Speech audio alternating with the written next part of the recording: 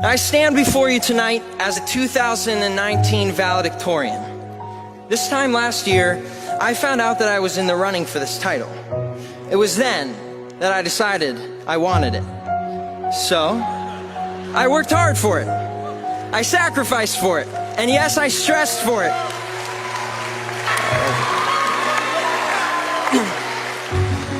And I got it. And at our senior award ceremony, it felt so good when I heard my name announced with this title. It's so good. For about 15 seconds. Yeah, 15 seconds of my heart racing and my adrenaline pumping. 15 seconds of, yeah, I won! 15 seconds of being at the top of the pile of all my accomplishments, and it felt euphoric.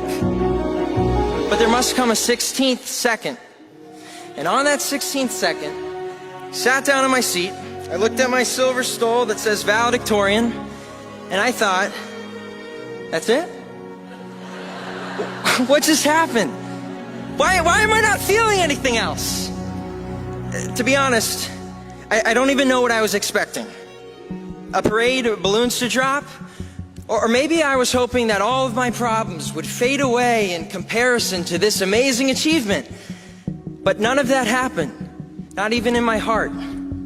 I felt nothing. I was shocked. This was a huge problem for me, and I needed to figure out why. So here was my thought process. Working hard is good. It is in fact biblical, but it should not be done for the sole purpose of a goal's sake at the expense of relationship with others. And looking back on this year, I realized that the stress of this year for this goal and a 5-minute speech was paid for with the lack of attending to relationships in my life. A lesson learned and self-reflection accomplished. Now, I would like you, my fellow classmates, to do some self-reflecting. I would like you to take a moment to fill in a different thing that you strive for and you focused on. Something that you thought was the end-all be-all. Perhaps it was sports, perhaps it was fine arts, academics, getting into a particular school, an unhealthy social life, social media, or video games. Friends, we are about to launch into life, and we haven't messed anything up yet. Now think, instead of academics taking your focus off your important relationships, it was your career you chose over your spouse. Instead of sports, it's money that you pursue at the detriment of your children. Instead of just the Instagram-worthy picture, it's striving to be famous at the expense of time with your friends because now you're too self-involved. I'm well aware that this is kind of a downer speech, but I don't care. Because a lesson learned should be a lesson shared. Now, I'm glad that I have only made this mistake of striving for something that is in the light of eternity not important for just 1 year. I can't imagine if I had learned this at 50 or at the end of my life. Here's the lesson. Have no regrets in the 16th second. Nothing is more important than your healthy relationships. Nothing. Not your goals, not your successes. Here's why. Relationships are where we get to influence, impact, and change people's lives. Your life cannot be meaningful without them. And we are put on this earth by our Creator, and we all have a purpose, to advance God's kingdom that all may be saved. And how we all go about that, that's what's different. It's different in what college we choose, who we marry, and what career we choose. It's different in the triumphs and tragedies that come upon us. But in all those things, new relationships are being formed. As you live your life on this earth, there is no greater good than you can do for a person than to love them so much that you point them to Jesus Christ. But first, He should be your first relationship that you cannot neglect. And I want you to know, I have been here at TKA for 14 years, and I love this school, and I love all of you, my classmates.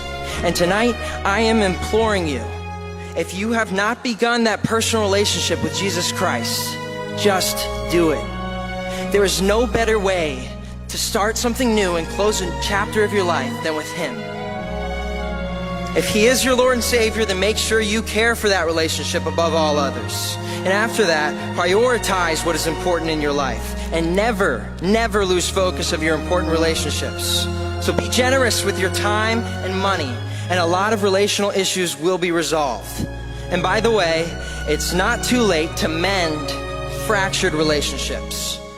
Any friends you haven't spoken to in a while because of your pride, parents whom you disrespected, and teachers who you never thanked.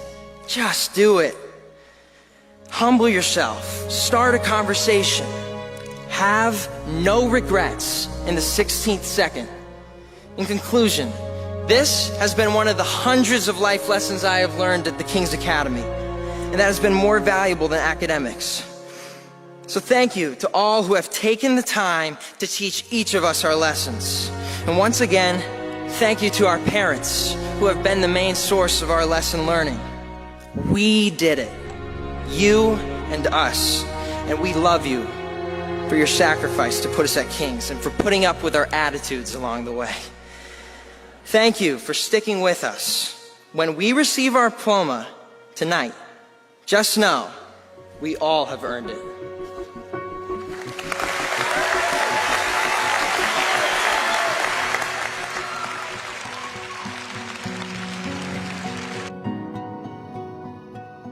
El discurso de Kyle fue titulado El Segundo 16 y se tornó viral en internet.